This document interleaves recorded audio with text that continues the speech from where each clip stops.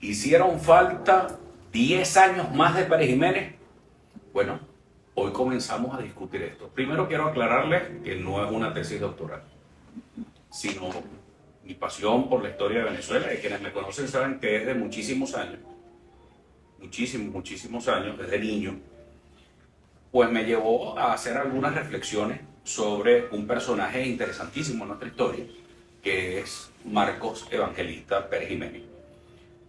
Como todos saben, Pérez Jiménez gobernó Venezuela formalmente entre 1952 y el 23 de enero de 1958.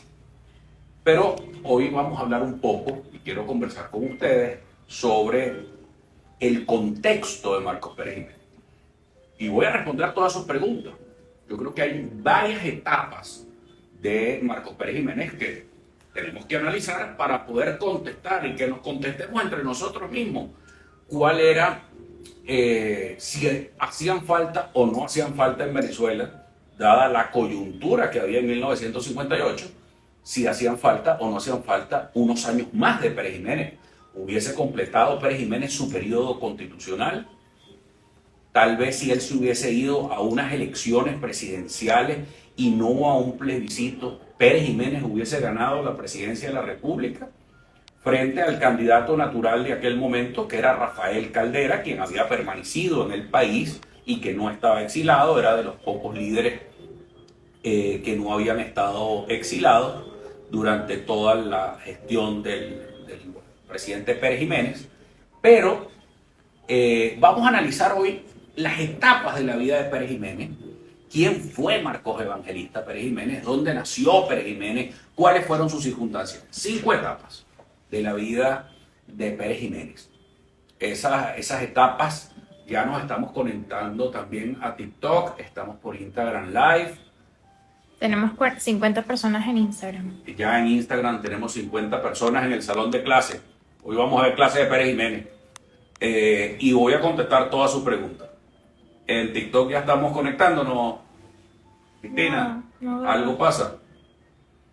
Bueno, ustedes saben que después que los Estados Unidos están haciendo sus cosas ahí con TikTok, bueno, yo no sé cómo es el negocio ahora, que Trump ya lo reactivó, que fue lo que pasó. Pero bueno, vamos a andar en esto. Pero fíjense, muy importante. La pregunta del día de hoy: ¿hicieron falta unos años más de Marcos Pérez Jiménez a Venezuela? ¿Cómo hubiese sido Venezuela si Marcos Pérez Jiménez termina el periodo constitucional que debía comenzar en 1958 y que terminaba en 1963? ¿Iba efectivamente Marcos Pérez Jiménez a desarrollar su obra, sus planes, su desarrollo? ¿Quién fue Marcos Pérez Jiménez? Bueno, primero vamos a comenzar definiendo 5 etapas. 5 etapas de Marcos Pérez Jiménez. La primera, desde el 25 de abril de 1914, cuando nace en Michelena, estado Táchira. Luego y eso entre 1914 a 1931, cuando se gradúa de la Academia Militar.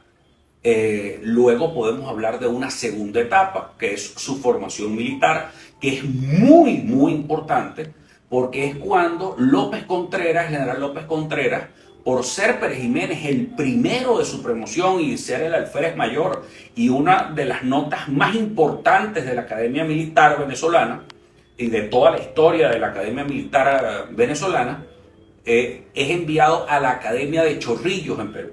Y eso marca también la vida de este estudioso joven del Táchira, primero de su promoción, llamado Marcos Evangelista Pérez Jiménez. Ahora, luego también hay una tercera etapa de Pérez Jiménez, que es desde 1945, cuando participa en el derrocamiento del general Isaías Medina Angarita, junto con Acción Democrática, y luego la etapa del derrocamiento de Rómulo Gallegos en 1948. Esa primera etapa, esa la podemos llamar una tercera etapa. Una cuarta etapa es Pérez Jiménez en el gobierno.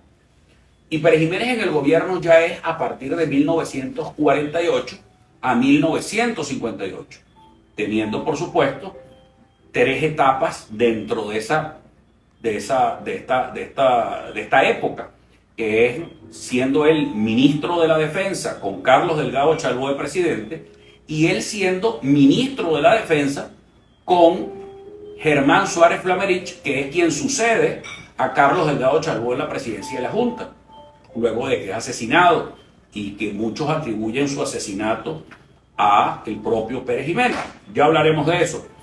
Luego, sus años de gobierno, desde 1952 hasta 1958. Y luego lo que será una época que también, le podemos decir que es la época de Pérez Jiménez fuera del gobierno, pero que también fue una época también importante dentro de la vida de este importante político venezolano, sin duda alguna. ¿Por qué? Porque del 58 en adelante es extraditado a Venezuela, sale al exilio, es extraditado, es preso en San Juan de los Morros. En el año 68 es electo senador por el Distrito Federal, pero lo inhabilita el Congreso de la República e impiden a Pérez Jiménez ejercer su senaduría por el Distrito Federal en el año 68.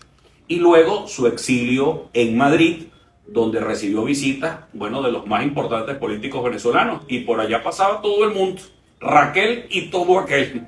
Después también hablaremos de eso. Entonces vamos a ir definitivamente al origen de Pérez Jiménez.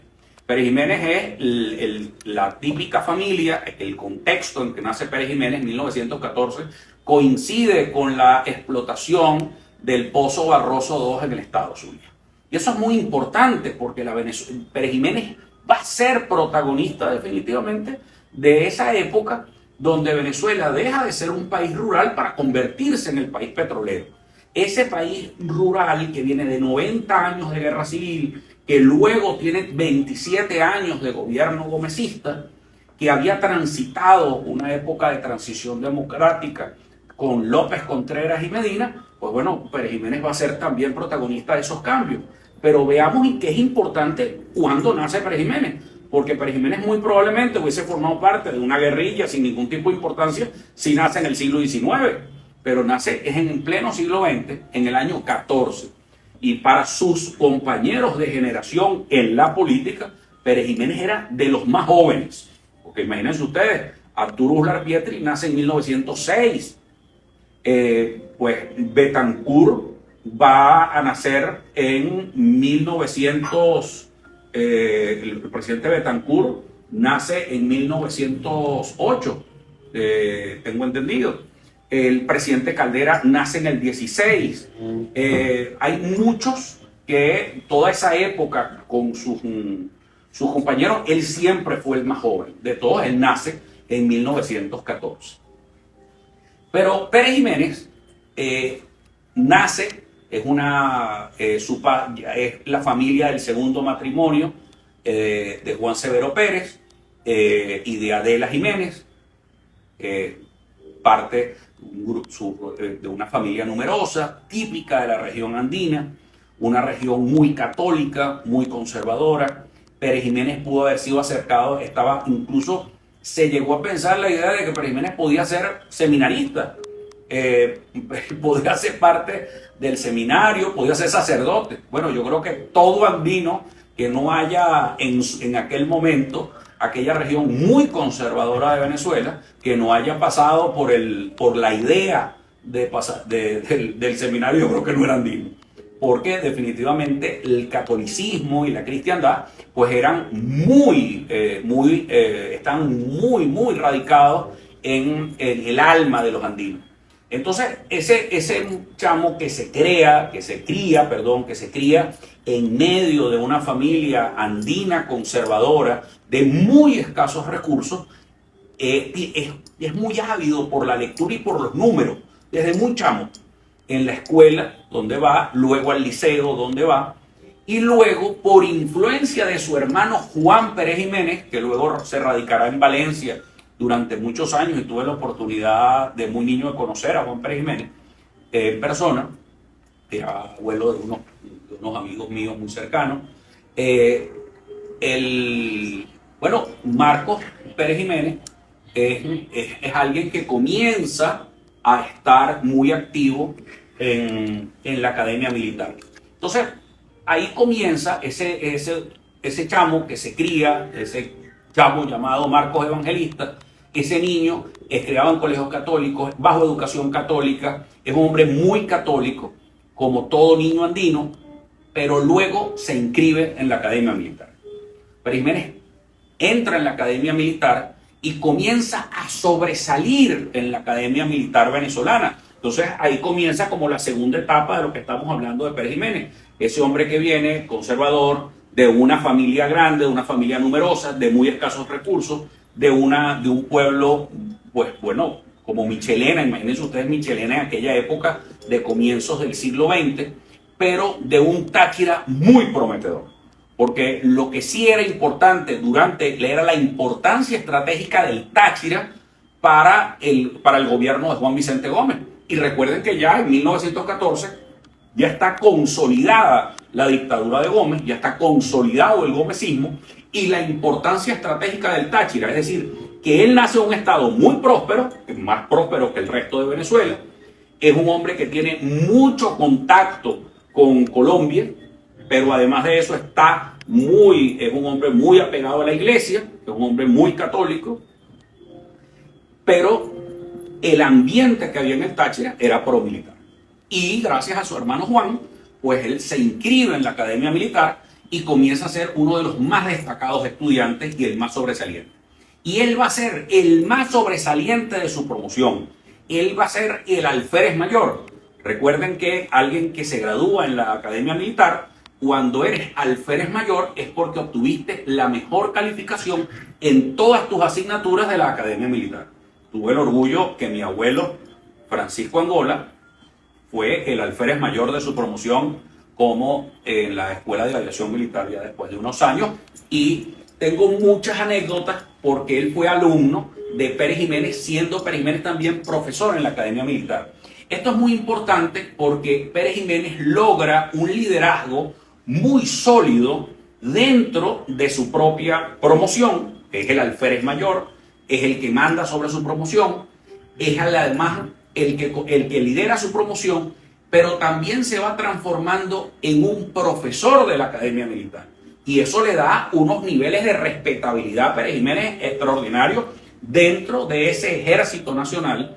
Recuerden además que son las primeras promociones de una escuela militar venezolana, que es una escuela militar recién creada, porque antes lo que teníamos era prácticamente un ejército de guerrillas. Y ese ejército de guerrillas se profesionaliza y uno de los primeros militares profesionales que salen de Venezuela es esa promoción de Marcos Pérez Jiménez, que sale como alférez mayor. Pero ese buen estudiante Pérez Jiménez decide el general López Contreras, ya era el gobierno del general López Contreras, y deciden mandarlo a la Academia Militar de Chorrillos en el Perú. Y aquí comienza esta segunda etapa de Pérez Jiménez, una etapa muy importante. ¿Qué es la Academia de Chorrillos? Miren, la Academia Militar de Chorrillos, imagínense ustedes que fue creada en época del libertador Simón Bolívar, recién creada la Perú como nación independiente. Y esa Academia Militar, muy rigurosa, muy profesional, también se encuentra involucrada dentro de una esfera de liderazgos militares donde Pérez Jiménez va a conocer a muchos de los que luego fueron dictadores en América Latina. Uno de sus compañeros fue el ministro de Obras Públicas, del que luego sería presidente, Odría en el Perú, dictador también, por supuesto. Creo que ese valor continental, algo bien importante de Pérez Jiménez, es que Pérez Jiménez era muy bolivariano. Evidentemente, ese bolivarianismo viniendo de Venezuela, en la frontera con Colombia, y por supuesto yendo a esa academia en el Perú, pues le da una visión muy integracionista latinoamericana que también la vamos a ver durante su gobierno constitucional. Yo quiero hacerles una aclaratoria. Yo no estoy haciendo elogios a Pérez Jiménez, sino estoy tratando de hacer una descripción de este personaje que va a ir luego con sus defectos y con sus virtudes, va a ir logrando luego un posicionamiento muy fuerte, primero en el ejército, en las Fuerzas Armadas, y luego recién creado el Ejército Nacional, y luego, por supuesto, en la política. Pero este es el militar Pérez Jiménez, un militar, profesor de la Academia Militar, era profesor de matemáticas y profesor de estadística dentro de la Academia Militar, me lo contaba mi abuelo Franco, y era muy exigente, era de los profesores más exigentes que había, era muy exigente desde el punto de vista no solamente de los contenidos en el tema de matemáticas y estadística, que era brillante en esa área, sino que además Pérez Jiménez era un hombre que el tema de la disciplina militar era un tema también muy importante para él. Entonces, pero él también comienza a entusiasmarse. En esa vez que va al Perú, se encuentra que las academias militares latinoamericanas estaban mucho más desarrolladas que las venezolanas. Y ahí nace su preocupación por la modernización y la necesaria modernización de la escuela militar venezolana, de la academia militar y de la carrera militar venezolana y del ejército venezolano, dado las condiciones de riquezas petroleras y mineras que ya existían sobre Venezuela. Entonces, en esa razón, Pérez Jiménez es un preocupado sobre la modernización de un ejército que debía proteger la soberanía nacional. Era muy soberanista Pérez Jiménez en ese sentido, y se va formando, es profesor en la academia, quiere modernizar y comienza a formar una logia militar que comienza a exigirle al presidente Medina, luego ya al presidente Medina, comienza a exigirle la modernización de las Fuerzas Armadas. Y comienza el enfrentamiento con aquellos que llamaban los generales Chocoepiedra.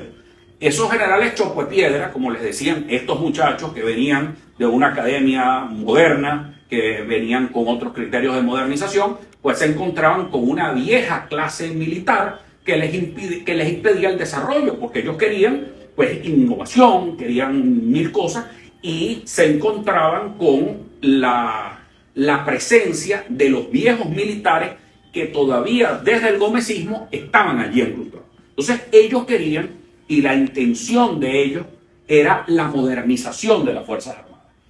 Allí también se encuentra Pérez Jiménez y va a comenzar ese movimiento golpista, insurreccional contra la Constitución, contra el orden constitucional, por las frustraciones que ellos sienten, porque ellos quieren que el general Medina impulse más cambios dentro de las Fuerzas Armadas y ellos se encuentran muy limitados. Para esa causa, él busca a un militar asimilado, pero que tenía también mucha ascendencia sobre la academia militar, que era el comandante, el entonces mayor Carlos Delgado Chalbó, que venía a ser hijo de un golpista durante la dictadura de Juan Vicente Gómez, como lo fue Román Delgado Chalbó, que fue el protagonista del Falque y que fue la invasión a Venezuela en Cumaná, que fue un fracaso rotundo porque no se entendía pues lo que estaba pasando en Venezuela, y trataron ahí de juntarse viejos caudillos militares con jóvenes estudiantes y juntaron lo que una cosa que no era con otra, y esos despelotes por supuesto siempre han causado terribles cosas en la historia de Venezuela. Otro ejercicio que quiero que quede muy claro, por ponerles un paréntesis: yo no quiero comparar nada de lo que estoy narrando aquí con la realidad venezolana, para que lo quede clarito, para que no se pongan creativos. Entonces, lo más importante es, y mi objetivo hoy, lejos de especular, es que ustedes, que nosotros los venezolanos, tengamos conocimiento de nuestra historia, para no emitir cosas fantasiosas, para no seguir pisando sobre lo que no es. Porque alguien que no sabe de dónde viene, no sabe dónde está, ni mucho menos va a saber para dónde va. Entonces, por eso nuestra insistencia con la necesidad de que conozcamos esta etapa. Pues bien, continúo con Pérez Jiménez. Cerrando esta etapa, entramos en una nueva etapa, como les hablaba. Ya es el 18 de octubre de 1945 y junto a toda una clase militar procuran un golpe de Estado. Sin embargo, el día 16 de octubre, a mí, déjenme decirles que por historia familiar, uno de los involucrados en frenar el golpe era mi bisabuelo, con mucho orgullo, el teniente coronel, comandante Néstor Angola Barrios, fundador de la Guardia Nacional, y por supuesto tengo esa historia de primera mano desde que era niño, contada también por mi abuelo, porque eso les marcó la historia a mi familia, ya que mi abuelo quedó fuera de la Academia Militar después de ese golpe de Estado. Pero bueno, ese 18 de octubre de 1945 es la primera insurrección que ocurre por unos militares profesionales que van contra la Constitución, contra el orden y la estabilidad que ya habíamos creado, pero contra un gobierno muy democrático como el gobierno del presidente Medina. Y fue tan accidentado ese golpe de Estado que 2 días antes del golpe ya Pérez Jiménez estaba preso. Lo hacen preso, además uno de los que participa en la captura de Pérez Jiménez es mi bisabuelo, y por eso tengo esa historia de primera mano. Y comienzan a develar el golpe. Entonces se adelanta el golpe con la insurrección de la Academia Militar y luego con la base aérea de Maracay. Y eso, por supuesto, desanima al general Medina.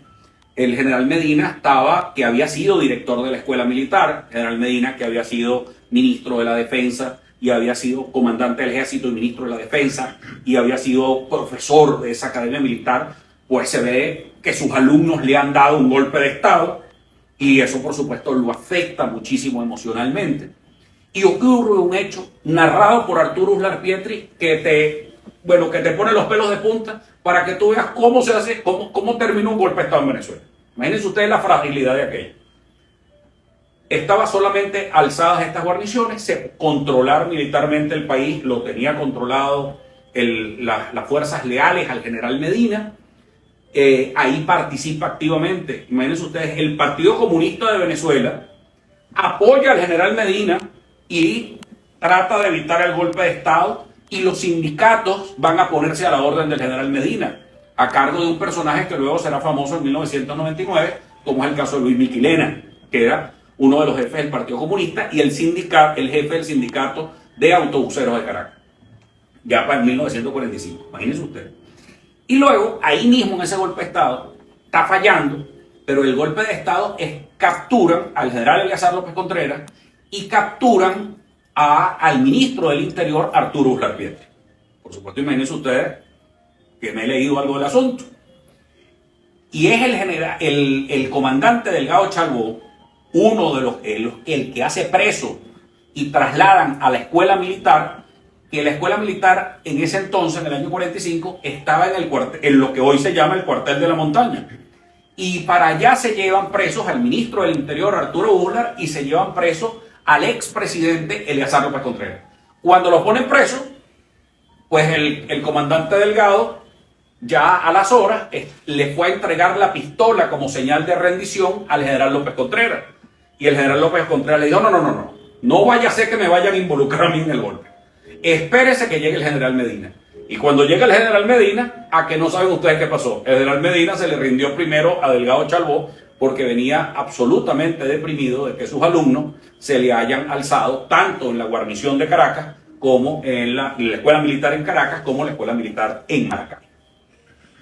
Bueno, ahí inicia otra etapa muy importante de Pérez Jiménez, porque es ya Pérez Jiménez, protagonista el 18 de octubre, jefe, es el líder de esas Fuerzas Armadas nuevas. Imagínense ustedes cuál es el error del año 45, disolver y cambiar todos los cargos militares. Borraron todos los cargos militares y todos los que estaban por encima de esa primera promoción, de esos graduados de la escuela militar, pues son borrados y sacados del ejército. Se quiebra el 18 de octubre dos cosas muy importantes: la continuidad constitucional, pero se quiebra también el orden jerárquico de las Fuerzas Armadas, que también es un elemento que siempre hay que tomar en cuenta, que es un error que luego reconoce Rómulo Betancourt, y luego en 1958 él toma otro tipo de medidas cuando cae el gobierno de Pérez Jiménez. Pero ya hablaremos de eso. Fíjense, en 1945 Pérez Jiménez se nombra a la Junta Revolucionaria de Gobierno que preside Rómulo Betancourt, pero el ministro de la Defensa no es el ministro de la Defensa, no es Pérez Jiménez. Pérez Jiménez no acepta el ministerio, sino que buscan al militar de más alto rango en ese momento que estaba comprometido en el golpe, que triunfa el golpe, y es el joven mayor asimilado Carlos Delgado Chalbo. Y se queda Pérez Jiménez como el inspector general del ejército. El inspector general del ejército en ese momento es uno de los cargos y jefe del Estado Mayor, es uno de los más importantes, y él conserva el liderazgo militar. El liderazgo militar de Pérez Jiménez es muy importante y se consolida el 18 de octubre del 45 a 1948. Ocurre la Asamblea Constituyente de Gallegos, viene el tema de la elección del presidente Gallego, viene el derrocamiento de Rómulo Gallego, pero quien toma el protagonismo y el liderazgo completo de las Fuerzas Armadas en ese momento es Marcos Pérez Jiménez. Y eso es muy importante saberlo, porque cuando Pérez Jiménez entra y llega a la Junta Militar de Gobierno, él no tiene intereses de formar parte, porque él ha podido ser, desde el propio 1948, él ha podido ser el presidente de la Junta, y tampoco acepta ser presidente de la Junta Militar, sino que pasa a ser ministro de la Defensa, y el presidente de la Junta Militar es Carlos Delgado Chalbo. Por supuesto, se tejieron muchísimas versiones de que fue Marcos Pérez Jiménez. Por supuesto, ahí llega a consolidarse su liderazgo militar, más todavía. Ahora es el jefe indiscutible de las Fuerzas Armadas, porque quien pasa a hacer la gestión de gobierno es un hombre muy culto. Carlos Delgado Chalbo es un ingeniero graduado en París, con una visión también muy desarrollista, y comienza una de las cosas que vamos a hablar, que se han hablado mucho, las grandes obras de Pérez Jiménez. Bueno, resulta que muchas de esas obras de Pérez Jiménez ya estaban planificadas desde el gobierno del general Medina, como es el caso de la Ciudad Universitaria de Caracas, que forma parte también del plan de Rotival del año 36, promovido por el general López Contreras. Es decir, que esa gestión, incluyendo la autopista Caracas-La Guaira, lo que luego también será el puente sobre el lago de Maracaibo, son proyectos que vienen consolidándose desde los años 40. Y aquí, un tema que obligatoriamente tenemos que meter, el petróleo. Porque en el año 45, cuando tumban y derrocan a un presidente que acababa de hablar en el Congreso de los Estados Unidos, la embajada norteamericana reconoce, a la semana ya estaba reconociendo al gobierno de Rómulo Betancourt, a ese gobierno de la Junta Revolucionaria de Gobierno. ¿Por qué los americanos reconocieron a Betancourt si habían quebrado el orden constitucional de Medina, que ya había producido unas primeras elecciones, como fueron las elecciones municipales del año 41, donde Acción Democrática ya había competido, pero era un partido muy pequeño? ¿Por qué avalan todo aquello? La ley del 50-50, que Medina, aprovechando la Segunda Guerra Mundial, pues le mete a las compañías transnacionales una ley muy importante en nuestra historia, pero que va a llenar las arcas de dinero. No la cobra Medina, lamentablemente, sino la van a cobrar, y es el protagonista del primer boom petrolero. Pero vuelvo aquí al tema de 1948-1950. Esa etapa del 48 al 52 la dividimos en dos etapas. Estos primeros 2 años, Carlos Delgado Chalbo es presidente. Lo asesina Rafael Simón Urbina en un secuestro donde todo es improvisado, y termina asesinado el presidente. Delgado Chalbo es ingeniero, graduado en París, europeo, criado en Europa por el exilio gomecista. Fueron familias que se criaron fuera de Venezuela, pero es un hombre apasionado por su país, como lo fue el comandante Delgado. Y el comandante Delgado Chalbo es asesinado. Era un presidente de la República que no tenía escolta. Imagínense ustedes, lo que tenía era un edecán y un motorizado el día que lo capturan. Así andaba el presidente de la República. Y sin contarles que cuando Isaías Medina Angarita, el presidente, andaba caminando por las calles con un edecán y bajaba solo de Miraflores y se iba al cine. O sea, ese tipo de cosas. Un país muy sano.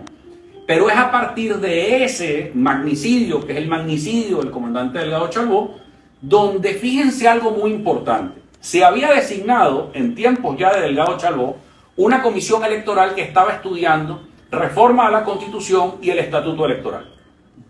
Y esas dos cosas, ¿quién los hace? Los hace Pérez Jiménez, pero lo designa y van a estar en la comisión Rafael Caldera y Jovito Villalba. Esto es algo muy importante, muy poca gente sabe esto. Pero Rafael Caldera y Jovito Villalba, representantes de COPEI y de URD, avalaron el golpe contra Acción Democrática y apoyaron a la Junta Militar de Gobierno. Esto es bien importante porque luego están en la comisión porque el presidente Delgado Chalbaud quería convocar a elecciones. Y quería convocar a elecciones sin Acción Democrática y sin el Partido Comunista. Entonces, ¿quiénes estaban participando? Estaban participando COPEI y URD. Cuando llega en el año 50, asesinan a Delgado Chalbaud y en vez él de asumir de una vez la presidencia, no, se busca a alguien de mucho prestigio. Y en ese momento busca a Germán Suárez Flamerich, que Germán Suárez era embajador de Venezuela en Perú, pero Germán Suárez Flamerich, fíjense esto que es importantísimo, Germán Suárez Flamerich es un hombre que venía de la generación del 28. Está en la foto de la generación del 28 con Rómulo Betancourt, con Raúl Leoni, con Jovito Villalba, era parte de esa generación. Un hombre muy estudiado, abogado, y lo buscan a él para que sustituya a Delgado Chalbaud después de su asesinato. Y se convocan a las elecciones. Esas elecciones convocan unas elecciones de una Asamblea Nacional Constituyente en el año 52.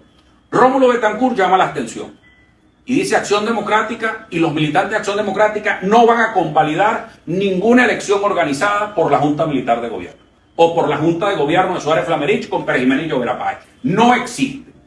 Importante también el nombre que acabo de mencionar, porque lo voy a mencionar ahorita, durante la gestión de gobierno de Marcos Pérez Jiménez, que es el mayor y luego comandante, Luis Felipe Llovera Páez. Pues bien, Llovera Páez, estos tres venezolanos, Suárez Flamerich, Pérez Jiménez y Llovera Páez, designan un Consejo Supremo Electoral. Esas autoridades del Consejo Supremo Electoral pues convocan a las elecciones, van a las elecciones. Sin embargo, el país rechaza la abstención convocada por Betancourt, y eso hay que decirlo. Rechazaban y querían votar. Y la gente votó, pero el Consejo Supremo Electoral de la época y el alto mando militar de la época no permitieron que las elecciones fueran y se publicaran los resultados tal y como eran, sino cambiaron los resultados. Y esas actas nunca se conocieron, ni nadie conoció nada de eso, sino unos resultados oficiales donde había ganado el Frente Electoral Independiente, que era el partido de Pérez Jiménez. Pérez Jiménez entonces comienza a ser el protagonista ya directo de los hechos. Y a partir de ahí, Pérez Jiménez se convierte en presidente provisional de Venezuela, nombrado por esta Asamblea Constituyente, y luego lo ratifican como presidente constitucional para el periodo que vencía en 1957. Entonces, en 1957 pasan estos años y hay un dato importante. Año tras año iba aumentando la producción petrolera de manera bárbara. De 1 millón de barriles pasamos casi a 2 al final del periodo perijimenista. 100.000 barriles, o sea, era bárbaro. Año a año se iba aumentando la producción, y no con la tecnología que hay hoy, sino en la tecnología de aquella época. Evidentemente no había sanciones, pero pues iba aumentando la producción de la mano de las empresas transnacionales, donde Venezuela no invertía ni un centavo. Venezuela no estaba invirtiendo nada, sino ganaba muchísimo. Pero ¿por qué Pérez Jiménez puede tener el dinero para construir todas estas obras de desarrollo que ya estaban planificadas, que venían ya planificadas desde los años 40? ¿Y por qué las ejecuta? Bueno, primero, un hombre muy disciplinado, un hombre, como les dije, católico, creyente, es muy conservador. Pérez Jiménez es un gobierno muy conservador. Él se anota dentro de lo que llamaban la Internacional de las Espadas. Era una tendencia en América Latina que las Fuerzas Armadas tomaran el control del gobierno, a lo que Carlos Rangel llamaría después que las Fuerzas Armadas eran un partido político en América Latina. Eso está en discusión. Pero comienza entonces toda esta etapa del gobierno perijimenista y las grandes obras. El teleférico de Mérida, el teleférico más largo del mundo, la construcción del Hotel Humboldt aquí en Caracas, también la construcción de la autopista, la construcción de la más grande represa que se ha podido construir nunca, que era la represa de Guárico, que era la represa para el que está allí en la entrada de Calabozo. Era la represa de Calabozo, que era para desarrollar todo el agro venezolano y de acuerdo a las políticas que se habían desarrollado desde el propio gobierno de Medina. Ahí estaba también la continuidad de las políticas del Estado venezolano, pero para todas esas obras se necesitaba dinero. Ahora, ¿de dónde sacaba el dinero Pérez Jiménez? Bueno, yo creo que hay tres grandes beneficiarios de los boom petroleros venezolanos, que son dos Pérez y un Chávez. Ahí el primer beneficiario del boom petrolero venezolano es Marcos Pérez Jiménez, porque se va multiplicando no solamente la producción petrolera, dada las condiciones que se habían dado en la ley del 41 del general Medina, sino que además, para completar, viene el aumento de la producción, hay aumento de precios del barril y la tesorería nacional se inunda de dinero. Esa tesorería comienza a generar no políticas sociales, sino políticas de infraestructura. Y de ahí es lo que se llama el nuevo ideal nacional, que era la ideología, o la doctrina más bien, vamos a llamarlo doctrina, del gobierno Pérez Jiménez. Era el plan de desarrollo de Pérez Jiménez, que comienza y se consolida con el plan del Ministerio de Obras Públicas de 1956. Es decir, que había todo un plan de desarrollo. Ese plan de desarrollo lo lleva Pérez Jiménez en el año 58 de manera protagónica, lo lleva. Él es el gran, porque venía de ser profesor de matemáticas, profesor de estadística, era prácticamente uno de las partes del destacamento de ingeniería militar. Entonces él mismo fiscalizaba sus obras, y es verdad, él llegaba en un helicóptero a medianoche a fiscalizar él mismo las obras que él había contratado. Y por supuesto tenía a Pedro Estrada al lado con la Seguridad Nacional y el ministro del Interior, Laureano Vallenilla Planchard, que era el que fiscalizaba. Pero tenía una red de ingenieros y de funcionarios de primera en todos los cargos públicos. Había unos ministros de primera, unos ministros muy calificados que servían al general Pérez Jiménez. Esa estructura de gobierno, cuando cae el 23 de enero, cuando se va Pérez Jiménez el 23 de enero, pues evidentemente esa estructura es desmontada, y eso es una de las grandes cosas que podemos decir. No ha debido caer Pérez Jiménez, nos hacía falta. Eso que decían las abuelas, porque es una frase copiada de los abuelos de uno, que decían: a Pérez Jiménez le hizo falta unos añitos más en el poder. Ahora, ¿por qué? Porque a lo mejor se hubiesen construido o se hubiesen hecho mayores cosas en el gobierno. Faltó más bien una transición pacífica, que no ha debido ser el golpe de Estado, que no se ha debido de ir abruptamente Pérez Jiménez del poder, que él hubiese podido aceptar a Caldera como presidente en el año 58 con la mediación del Vaticano, y él hubiese quedado como jefe de las Fuerzas Armadas por un tiempo, como pasó en Chile, pues hubiésemos tenido otro tipo de cosas. También, eso es otra hipótesis histórica, una especulación mía, por supuesto. Pero eso también hubiese sido posible. Y no a caer de golpe, porque eso le costó a Betancourt también muchos años de golpe de Estado de lado y lado. Porque a Larrazábal, que es quien se encarga del poder el 23 de enero del 58, el contraalmirante Wolfgang Larrazábal es el hombre, junto a Carlos Luis Araque, junto a Abel Romero Villate, junto a Roberto Casanova, junto a una serie de militares que luego también se retiran de la Junta y entran unos civiles. Pero toda esa época, o esa epopeya del 23 de enero, primero déjeme decirle una cosa. Tampoco debe haber sido tan odiado Pérez Jiménez, porque en el año 68 salió electo por el Distrito Federal senador. Entonces, tan impopular no era. Y de rebelión popular, yo que conozco, y los cuentos, y lo que he leído, la fulana protesta fue después que vieron pasar el avión presidencial así. Y algo muy importante es que el general Pérez Jiménez le hicieron guardia de honor cuando se estaba montando en el avión presidencial. La crisis que se desata es una crisis militar a partir de noviembre, después del plebiscito, que sustituye inconstitucionalmente por la propia constitución que le había creado en el 53, esa crisis constitucional del plebiscito del 57, sustituyendo la elección presidencial, le cuesta muy caro a Pérez Jiménez. Y le cuesta caro a Pérez Jiménez y le va a costar que más nunca regresara al sistema democrático. No le permitieron luego participar en las elecciones del año 68 y es el primer inhabilitado de la historia de Venezuela. Ahora, estas preguntas yo quiero, y luego pasará todas estas etapas que les vengo diciendo, de unas grandes obras de gobierno, de un gobierno bastante eficiente, pero que luego con la gestión del presidente Betancur y del presidente Leoni, hay mucha inversión en lo social que le faltaba a Pérez Jiménez. Eso es indiscutible. Es decir, la cantidad de escuelas y liceos que se llenó el país a partir del gobierno del presidente Betancur y con el presidente Leoni y luego con el presidente Caldera, que es una etapa muy importante de la historia venezolana, que ya en otras oportunidades lo analizaremos, que es esos 3 gobiernos de la democracia. Pero bien, ahí vamos a leer algunas preguntas. Aquí, producción.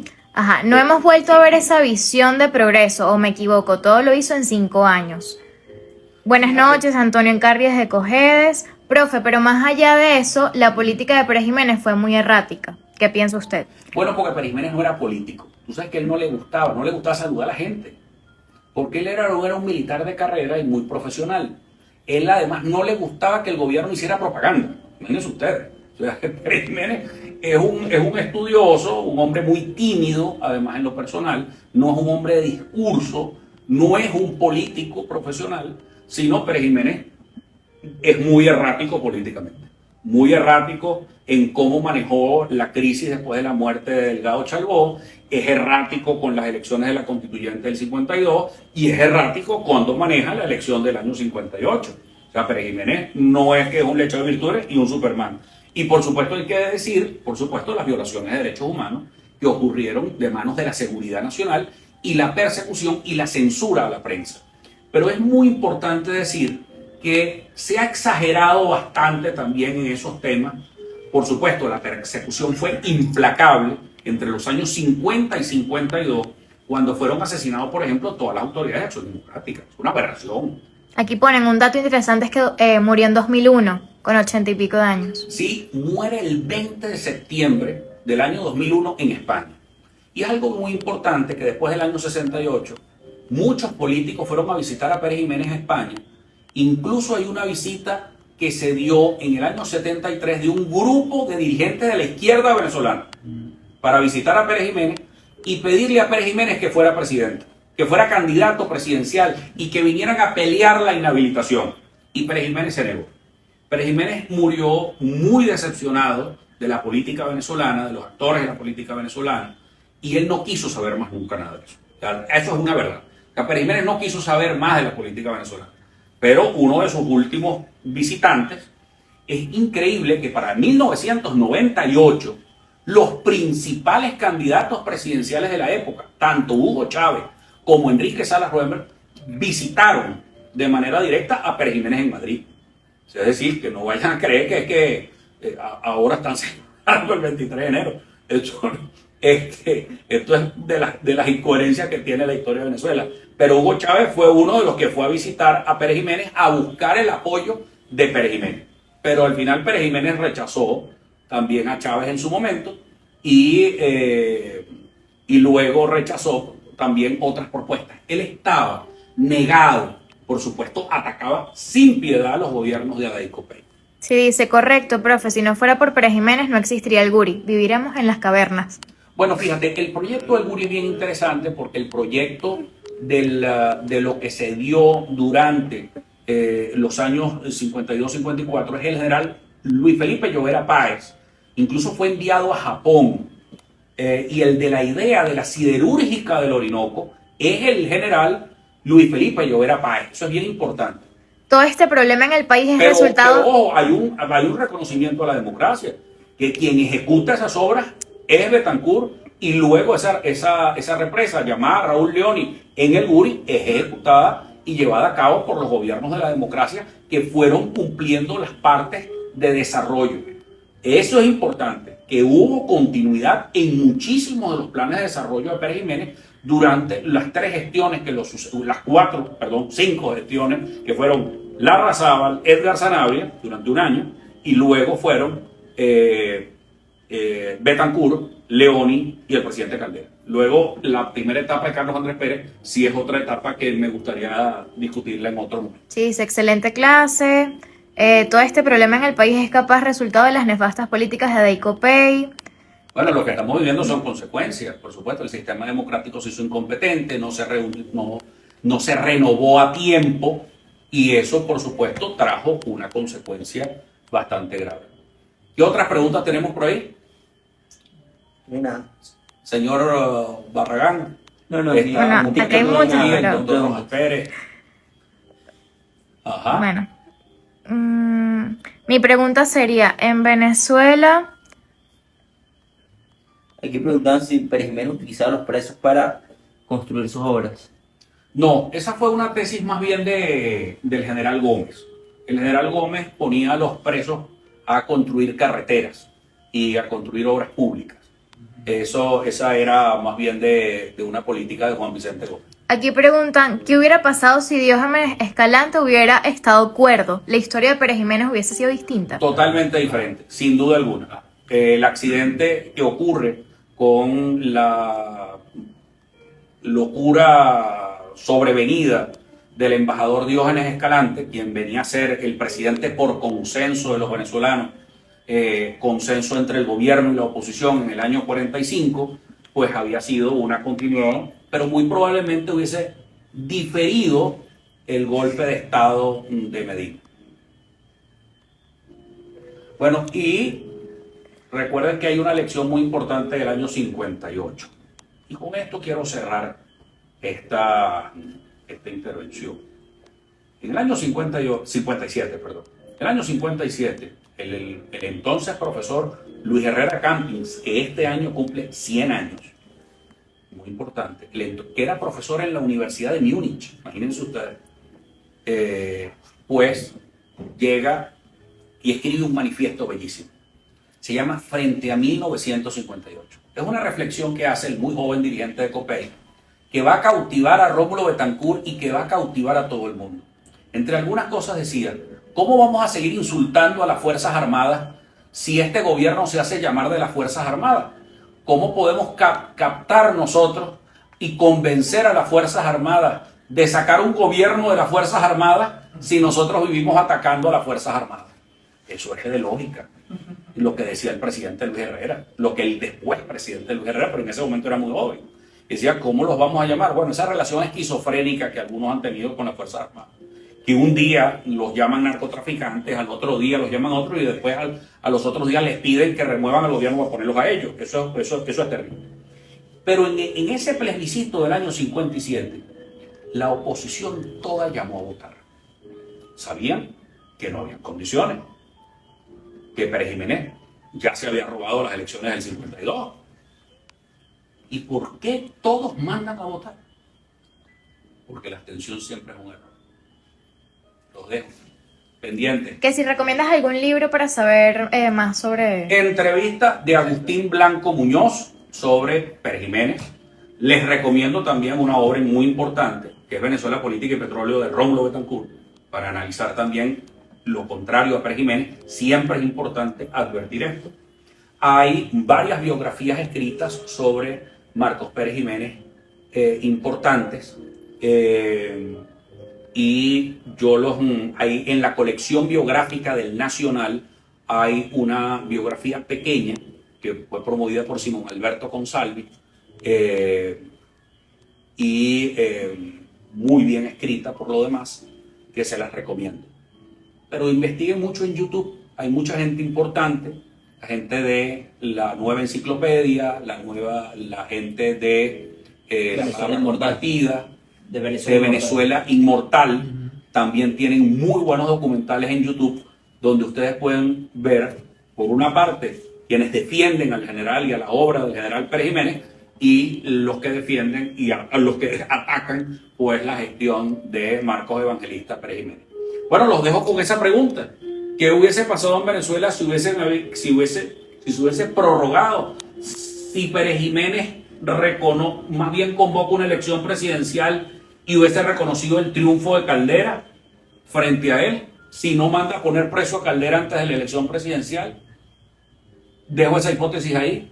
¿Qué hubiese pasado en Venezuela si Pérez Jiménez sigue y continúa como presidente de la República 5 años más? Hubiésemos tenido más desarrollo. ¿Qué hubiese pasado? Hubiésemos tenido una transición democrática más lenta luego. Son cosas y especulaciones. Pero hasta aquí les dejo esta conversación de hoy y vamos a seguir teniendo muchas más conversaciones porque yo quiero que los venezolanos aprendamos que educación es solución y que la mejor manera de entender lo que está pasando es saber de dónde venimos de manera muy objetiva, muy seria, y que lo conozcamos a fondo. La superficialidad es el peor enemigo que ha tenido Venezuela durante todos estos años. Es no valorar, es no estudiar nuestros hechos históricos, que es poner a la historia como una cosa fastidiosa y aburrida, cuando la verdad es que tenemos, a juro, que conocer de dónde venimos, por qué estamos donde estamos y para poder entender hacia dónde vamos. Chao, buenas noches a todos, gracias por sus preguntas y voy a intentar luego tener otro en vivo con ustedes para seguir contestándoles sus preguntas a todos ustedes. Un abrazo para todos, muy buenas noches.